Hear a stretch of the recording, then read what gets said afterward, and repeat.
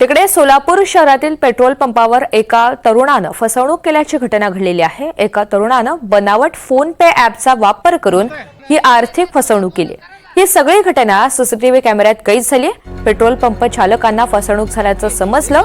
संबंधित तरुणाला जाब विचारताच या तरुणानं तांत्रिक बिघाड असल्याचं सांगत मित्राला पैसे ट्रान्सफर करायला सांगितले।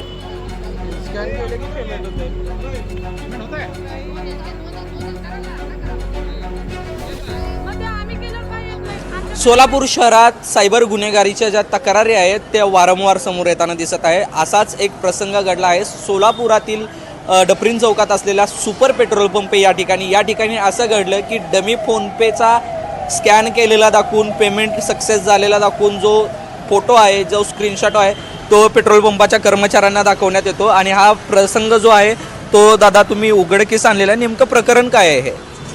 तो कस्टमर आला आमच्याकडं आणि पेट्रोल भरला आणि स्कॅन 1100 रुपये पेट्रोल भरला आणि म्हणला की मी स्कॅन केलं आहे। स्कॅन केल्यानंतर आम्ही बघितला तर आमच्याकडे तो स्कॅन येत नव्हता, दाखवत नव्हता। मी म्हटलं का माझ्याकडे काय दाखवत नाही, माझ्याकडे ॲप आहे पेटीएमचं, माझ्याकडे दाखवत नव्हता। मग तो बघितलं परत माझ्याकडे बघितलं त्याकडे नाही, माझ्याकडे गेलं आहे म्हणला, तिकडे पण माझ्याकडे काय आलं नाही आहे, थोडं तर येईल म्हणला तो।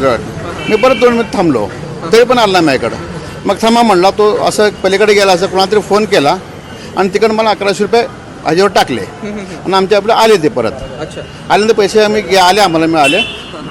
मला हे विचारायचं आहे की सुरुवातीला त्यांनी ज्यावेळेस तुम्हाला पेमेंट झाल्या असं दाखवलेलं त्यावेळेस तुमच्या अकाउंटला आले नाहीत, साधारणतः किती मिनिटांनी ते पैसे आले असतील?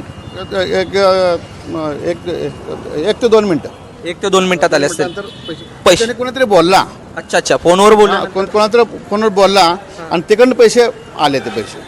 आणि त्यांनी म्हणला होता मित्र माझ्याकडे होई नाही, त्यांनी टाकले पैसे, तुम्ही आले की नाही बघा म्हणला। परत मी बघितलं, मला पैसे मिळाले मग ठीक आहे म्हणलं, काय हरकत नाही।